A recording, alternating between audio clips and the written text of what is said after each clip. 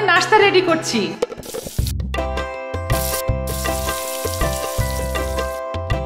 এমন নাস্তা প্রতিদিনই থাকলে তো আর কথাই নেই। আমার কিন্তু প্রতিদিনই চাই। এসব খেলে রাতের খাবারের কি হবে? মা, আমাকে কালকে টিফিনে পেস্ট দেবে কিন্তু। আপনি কি খাচ্ছেন তা কি কখনো ভেবেছেন? প্রতিদিনের এইসব খাদ্যাভ্যাস আপনাকে মৃত্যুর মুখে ঠেলে দিতে পারে। বাংলাদেশে প্রতি বছর 2,77,000-এর বেশি মানুষ হৃদরোগে আক্রান্ত হয়ে মারা যায়। হৃদরোগের প্রধান কারণ ট্রান্সফ্যাটযুক্ত খাদ্য গ্রহণ।